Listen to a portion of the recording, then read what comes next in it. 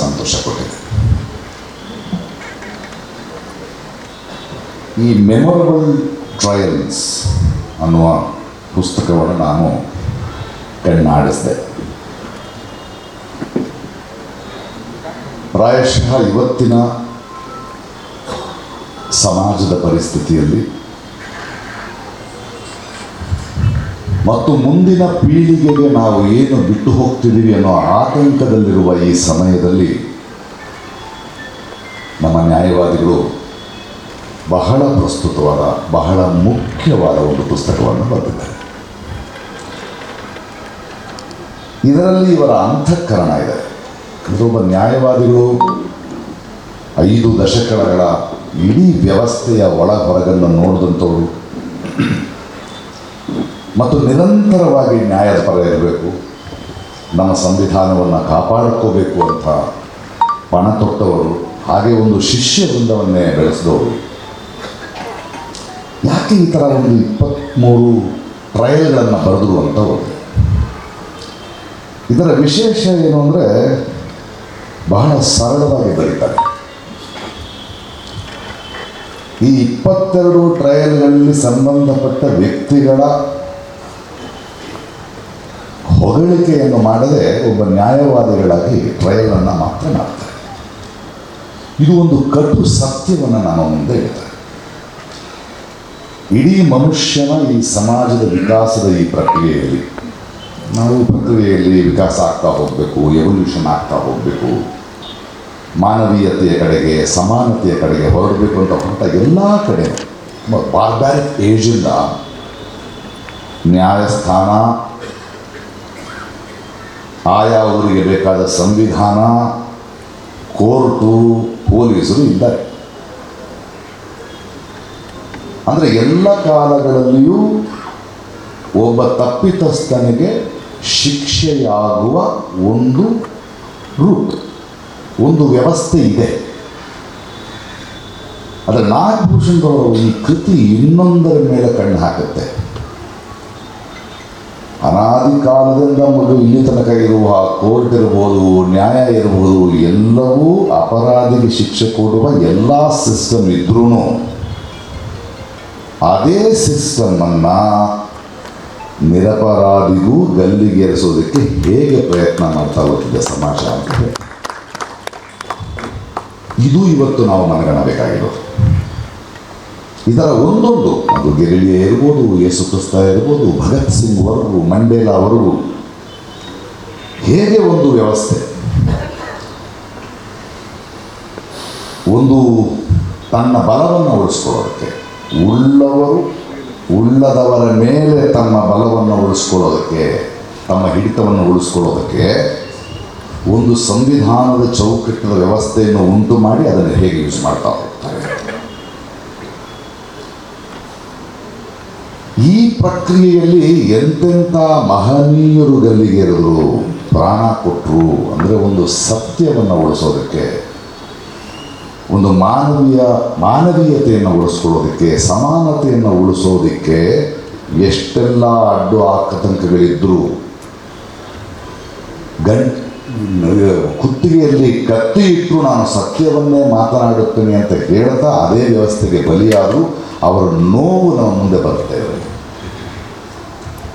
ಇವತ್ತು ಆಗ್ತಿರೋದು ಅದೇ. ಇವತ್ತು ನಾವು ಪ್ರಜಾಪ್ರಭುತ್ವ ಇದೆ ಅಂತ ಅಂದ್ಕೊಂಡಿದ್ದೀವಿ. ದಯವಿಟ್ಟು ಒಂದು ಸುಳ್ಳನ್ನು ನಂಬಬೇಡಿ. ಎಲ್ಲ ಕಾಲಗಳಲ್ಲೂ ಮತ್ತು ಈ ಕ್ಷಣಕ್ಕೂ ಪ್ರಜಾಪ್ರಭುತ್ವ ಒಂದು ಎಕ್ಸ್ಪೆರಿಮೆಂಟ್ ಆಗಿ ಉಳಿದಿದೆ. ಪ್ರಪಂಚದ ಎಲ್ಲಿಯೂ ಪ್ರಜಾಪ್ರಭುತ್ವವಿಲ್ಲ. ಯಾಕೆ ಅಂದರೆ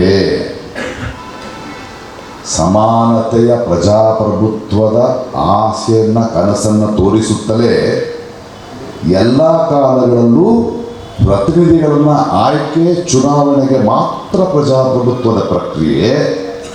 ಅದಾದ ಮೇಲೆ ಅವರ ಸರ್ವಾಧಿಕಾರಿಗಳೇ. ಯಾಕೆಂದರೆ ಉಳ್ಳವರು ಎಕಾನಮಿಯನ್ನು, ಕಲ್ಚರನ್ನು, ತಮ್ಮ ಧರ್ಮವನ್ನು, ತಮ್ಮ ಪವರನ್ನು ಇಲ್ಲದವರಿಗೆ ಕೊಡಲಿಕ್ಕೆ ತಯಾರಾಗೇ ಇಲ್ಲ.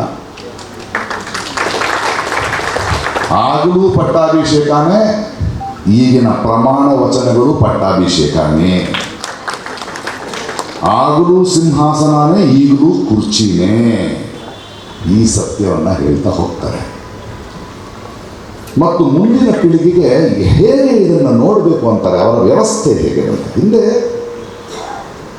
ತಪ್ಪು ಮಾಡಿದವರಿಗೆ ಅಥವಾ ಪ್ರಶ್ನಿಸಿದವ್ರನ್ನ ವ್ಯವಸ್ಥೆ ಕೊಲ್ಲೋದು ಬಹಳ ಈಸಿಯಾಗಿತ್ತು. ಆದರೆ ಕೊಂದರೆ ಅದರ ಪರಿಣಾಮಗಳು ಬೇರೆ ಆಗ್ಬೋದು. ಅದಕ್ಕೆ ಜೈಲಿನಲ್ಲಿ ಹಾಕ್ಬೋದು. ಜೈಲಿನಲ್ಲಿ ಹಾಕ್ಬಿಟ್ಟು ಒಂದು ಶಿಕ್ಷೆ ಕೊಟ್ಟು ಕೊಂದರೆ ಸರಿ ಹೋಯಿತು.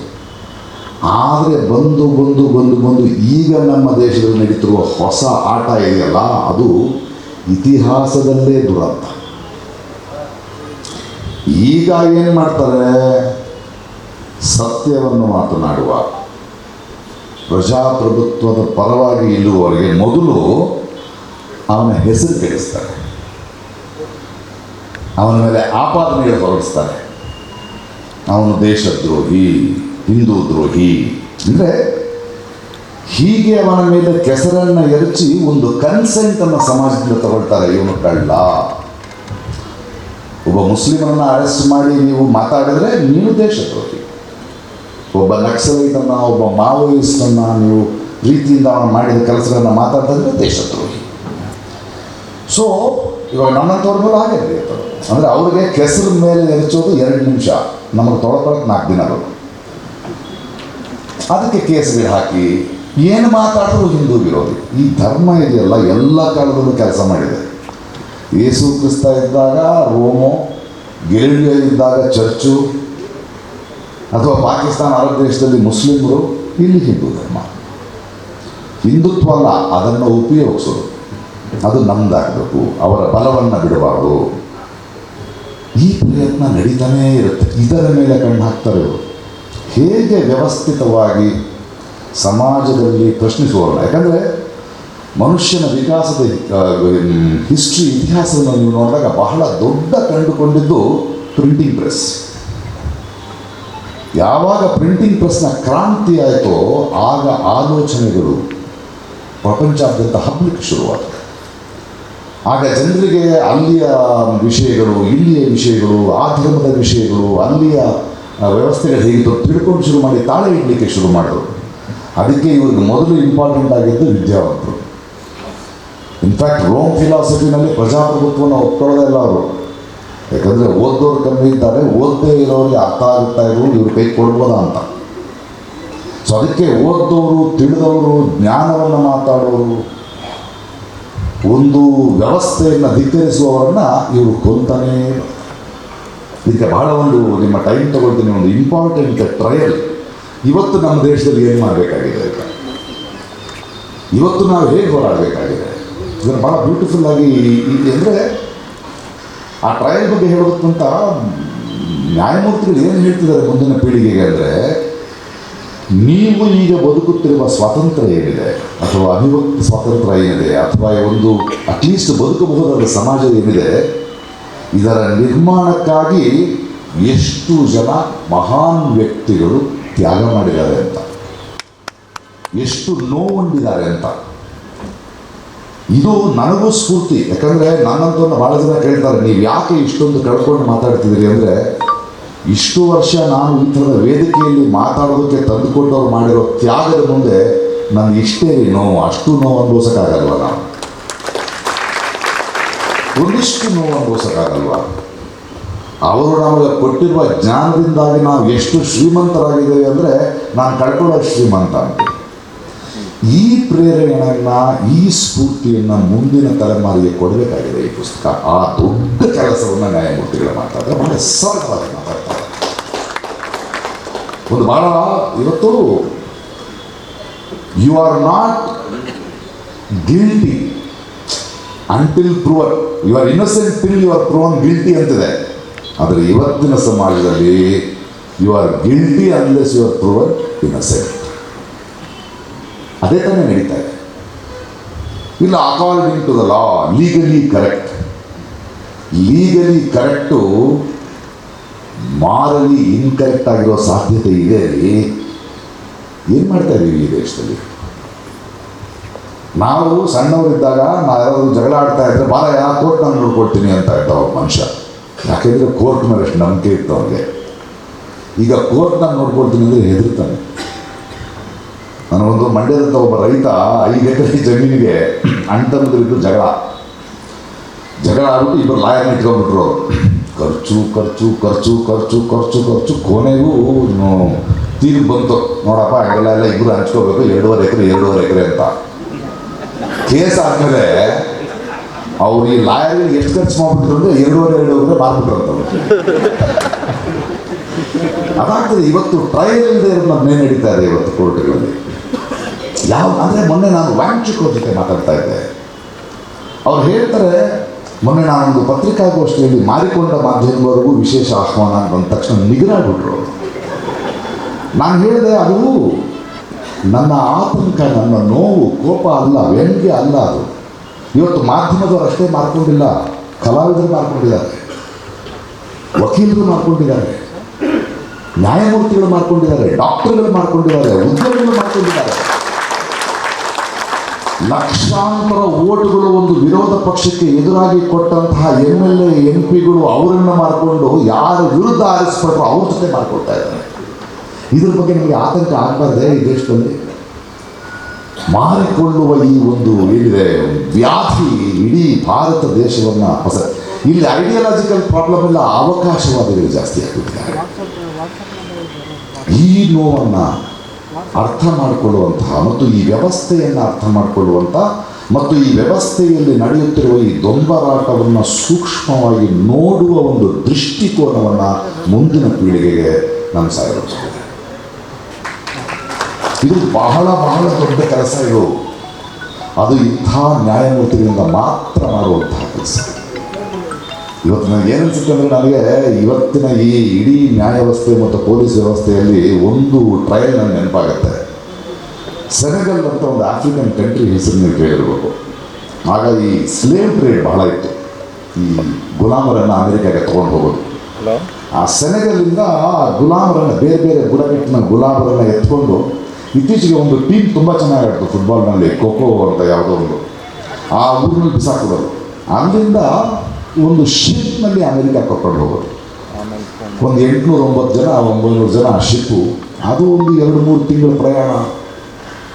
ಆ ಪ್ರಯಾಣದಲ್ಲಿ ಊಟ ಸರಿ ಇಲ್ಲ, ಅವರಿಗೆ ನೋಡ್ಕೊಳ್ಳೋದು ಸರಿ ಇಲ್ಲ. ಅಂದರೆ ಇವತ್ತಿನ ಕೋಳಿಗಳನ್ನ ತೊಗೊಂಡೋಗ್ತಾ ಅದಕ್ಕಿಂತ ಕೇವಲವಾಗಿ ತೊಗೊಂಡು ಹೋಗ್ತಾ ಒಂದು 200-300 ಜನ ಅಲ್ಲಿ ಸೇರ್ಕೊಂಡ್ಬಿಟ್ರೆ ದೊಡ್ಡ ಬಿಸ್ನೆಸ್ ಸಕ್ಸಸ್ಫುಲ್ ಅವ್ರಿಗೆ.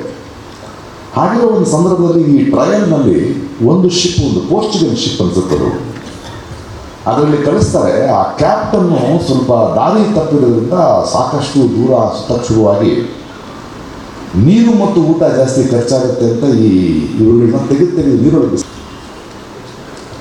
ಆಗ ಅವರು ತಡ್ಕೊಳಕ್ಕಾಗದೆ ದಂಗೆ ಹೇಳ್ತಾರೆ.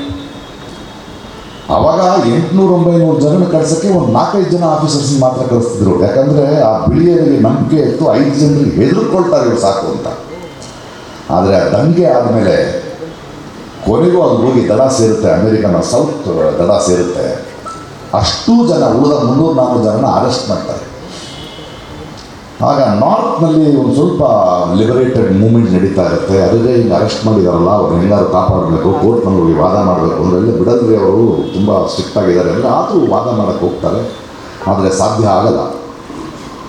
ಕೊನೆಗೂ ಆ ಲಾಯರು ಆ ಬುಡಕಟ್ಟಿನವ್ರ ಜೊತೆ ಹೋಗಿ ಕಪ್ಪು ಜನರ ಹತ್ರ ಹೋಗಿ, ನಾನು ಕ್ಷಮೆ ಕೇಳ್ತೀನಿ, ನಾನು ಮಾತಾಡೋಕ್ಕಾಗಲ್ಲ ಅಂತ ಹೋಗ್ತಾನೆ ಒಬ್ಬ ಟ್ರಾನ್ಸ್ಲೇಟರ್ನ ಇಟ್ಕೊಂಡು.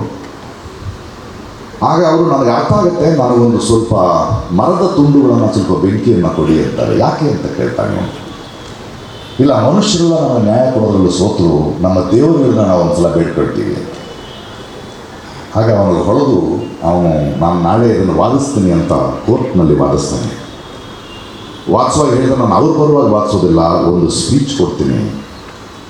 ಅವರಿಗೆ ಮರ ಮತ್ತು ಬೆಂಕಿ ದೇವರು. ಇಲ್ಲಿ ಚರ್ಚಿಂದು ಇಂಥವರೆಲ್ಲ ಮಹಾನುಭಾವರ ಫೋಟೋಗಳು ಹಾಕಿದ್ದೀರ, ನಮ್ಮೂರಿನಲ್ಲಿ ಗಾಂಧಿ ಅಂಬೇಡ್ಕರ್ ಫೋಟೋ ಹಾಕಿದ್ದೀರಲ್ಲ, ನಾನು ಅವ್ರಗಳ ಹತ್ರ ಮಾತಾಡ್ತೀನಿ. ನೀವು ಅವರು ಕೊಟ್ಟಿರುವ ಸಮಾನತೆಯ ಸಂವಿಧಾನದ ಮೇಲೆ ನೀವು ನ್ಯಾಯವನ್ನು ಹೇಳೋಕ್ಕಾಗದೇ ಇದ್ದರೆ ಆ ಫೋಟೋವನ್ನು ಅದರ ಕೆಳಗಿಳಿಸಿ ನ್ಯಾಯ ಹೇಳ್ತೀವಿ ಅಂತ. ಬಹುಶಃ ಭಾರತ ದೇಶದಲ್ಲಿ ನಾವು ಅಂಬೇಡ್ಕರ್ನ ಗಾಂಧಿನ ಮುಚ್ಚಿಟ್ಟಾದರೂ ನೀವು ರಾಜ್ಯಭಾರ ನಡೆಸಿ ಅಂತ ಹೇಳೋದು. ಯಾಕಂದರೆ ಗಾಂಧಿಯನ್ನು ಕೊಂದವನ್ನ ಕೂಡಿಸೋರು ಇವರು. ಇವತ್ತು ಭಾರತ ದೇಶದಲ್ಲಿ ಗಾಂಧಿಯೇ ದೇಶದ್ರೋಹಿ ಆಗಿದ್ದಾರೆ. ಇಂಥ ಒಂದು ಸಂದರ್ಭದಲ್ಲಿ ಈ ಥರದ ಒಂದು ಬಹಳ ದೊಡ್ಡ ಕೆಲಸ, ತನ್ನ ಅನುಭವದಿಂದ ಇಡೀ ಇತಿಹಾಸವನ್ನು ಓದುತ್ತಾ ಒಂದು 20 ಟ್ರಯಲ್ಗಳನ್ನು ಒಂದು ಉದಾಹರಣೆಯಾಗಿ ತಂದು ನಾವು ಬದುಕುತ್ತಿರುವ ಈ ಸ್ವಲ್ಪ ಮಟ್ಟಿಗೆ ಸಹಿಸುವಂಥ ಹೆಚ್ಚಿನ ವಿಡಿಯೋಗಳಿಗೆ ಪ್ರತಿಧ್ವನಿ ಯೂಟ್ಯೂಬ್ ಚಾನೆಲ್ ಸಬ್ಸ್ಕ್ರೈಬ್ ಮಾಡಿ, ಬೆಲ್ ಐಕಾನ್ ಕ್ಲಿಕ್ ಮಾಡಿ.